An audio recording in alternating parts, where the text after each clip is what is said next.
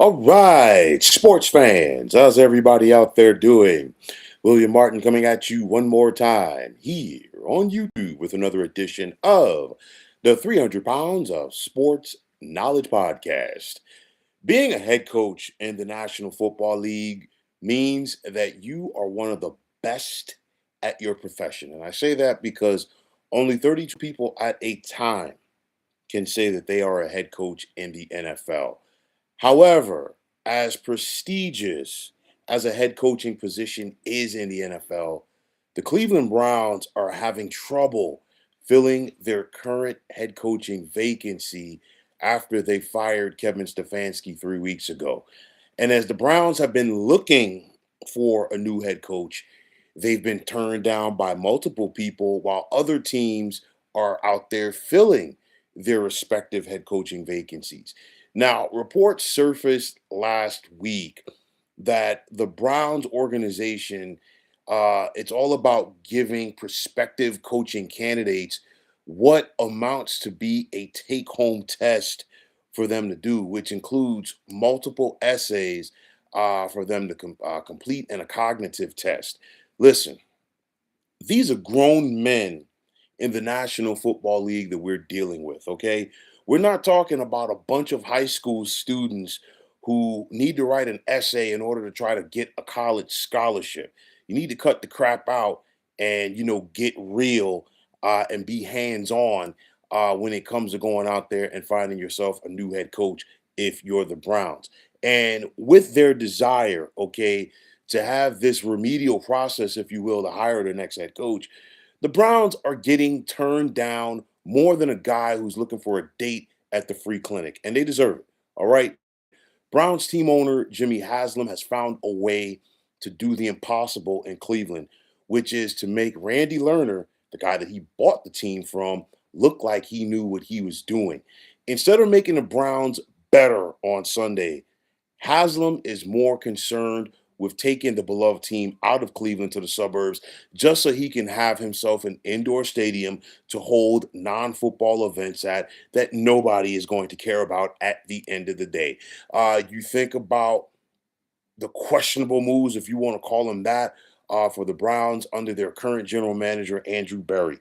Drafted two quarterbacks last year in the draft, which was a disaster from the word go. You think about the Deshaun Watson fiasco, which has been another train wreck for the Browns organization. And then last offseason, the Browns had the opportunity to trade Miles Garrett, which would have brought back a king's ransom in return for him via a trade. And of course, we just saw Miles Garrett have a historic season as he set the NFL single season sack record. But nobody's really going to care about it. Why? Because Miles Garrett did it on a team that went 5-12. Okay. So it's one of those where the Cleveland Browns continue to be the Cleveland Browns, and it starts with the people who are quote unquote leading this organization. Since the AFC North was created back in 2002, the Browns are the only team that has never won that division. You've got to go all the way back to 1994. And I want you folks out there to think about what you were doing 32 years ago. That was the last time that the Browns hosted a playoff game. So the beloved fans of Cleveland, they don't know what a home playoff game looks like. And of course, they had to see the original Browns leave town a year after that and go to Baltimore and look at the success that they've gone on to have. But nonetheless, the futility for this organization, you cannot talk about it enough. 42 different starting quarterbacks since the Browns rejoined the NFL in 1999. The next head coach that the Browns are going to hire is going to be their 13th different head coach since 1999. And in that time, they've also had 10 different general managers. And if anybody who has checked out this channel over the years knows my philosophy on that, GM, head coach, quarterback, three positions within your organization in the NFL that you cannot miss on, three positions within your organization where you cannot have consistent turnover. And if you're having consistent turnover, especially to the rate that the Cleveland Browns are having it, well, guess what? The proof is in the pudding, and then the pudding is the results each and every Sunday afternoon. And again, you look at the Browns, their current head coaching search is being spearheaded by general manager Andrew Berry, the same Andrew Berry who got a contract extension about a year and a half ago. Since he got that contract extension, the Browns are 8-26. Of course, I just talked about some of the moves that he has or has not made. And on top of that, he's Mr. Analytics. And, like I always say, no disrespect to analytics, they do have their place, but you cannot have analysis paralysis like this and allow the analytics to take over everything. Asking prospective coaches to go out there and basically do a take home test, all that's going to do is turn people off. And that's what the Cleveland Browns are doing because they're having multiple people tell them no. And we're not talking about guys who have been head coaches. Some guys have been head coaches. Some guys would rather be an offensive coordinator right now or an assistant coach than be the head coach of the Browns. And it's not just one guy. Okay. So that just gives you an idea of, at the end of the day, nobody wants to touch this Browns organization with a 10-foot pole. Now, don't get me wrong. Somebody is going to eventually say yes to the Browns because at this point, what we're seeing is the equivalent of being turned down to go to the prom by every single girl at your high school. Eventually, you're hopeful that the Browns can find somebody that will say yes.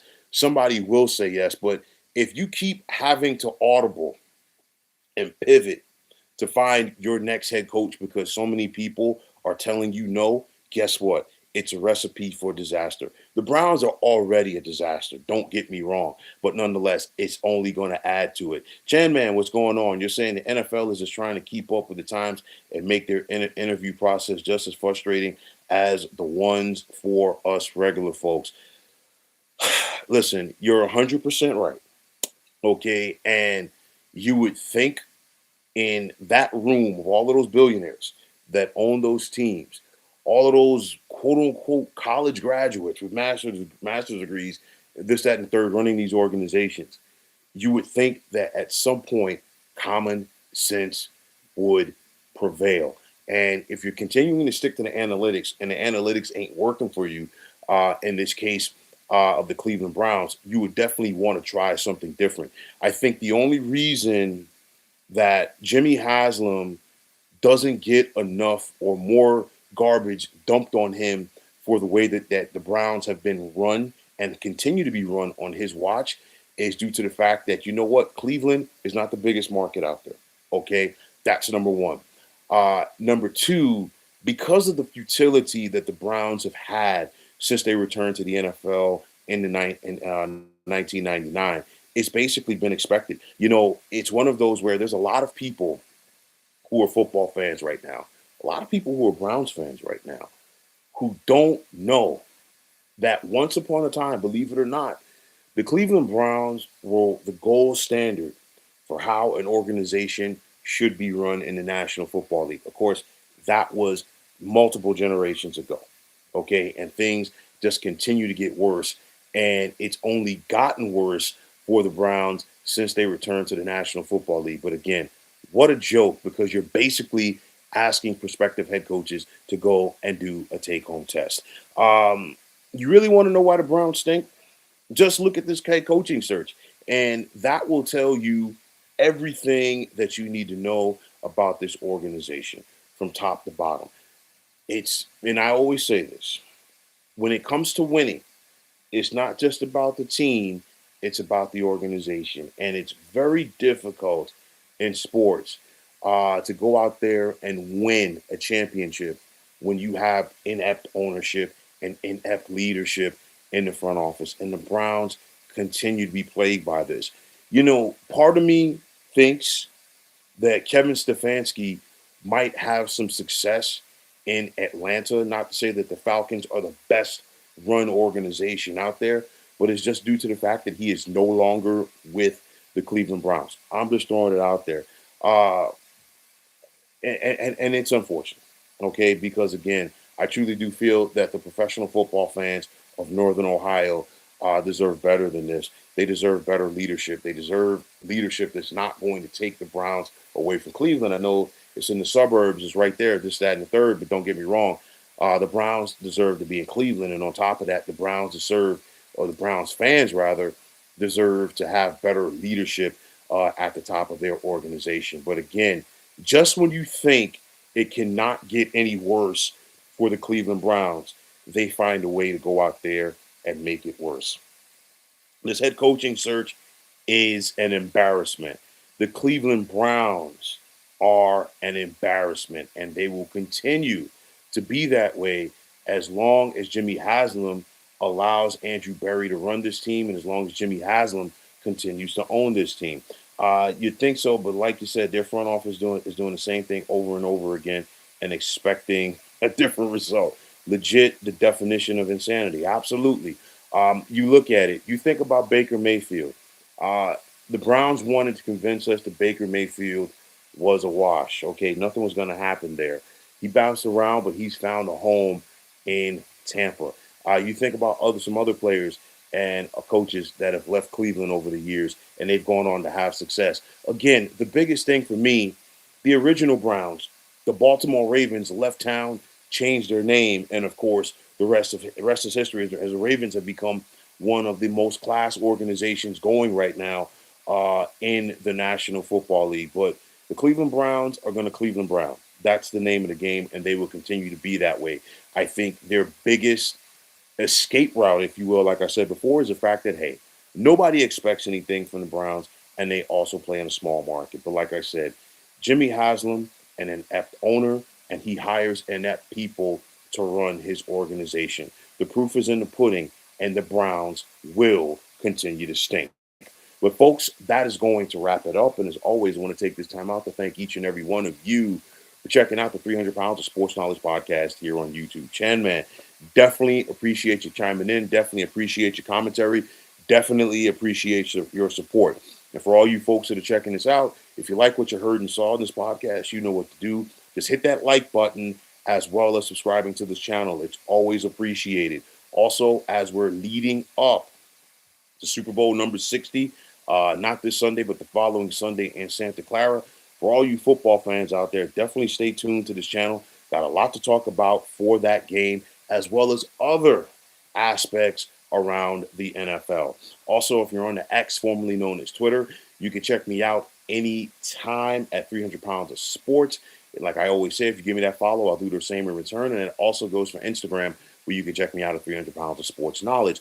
Also, if you're on Facebook, definitely check out the Sports Depot 365. And as far as I'm concerned, one of the better sports groups going on social media. But until next time, fine folks, my name is William Martin.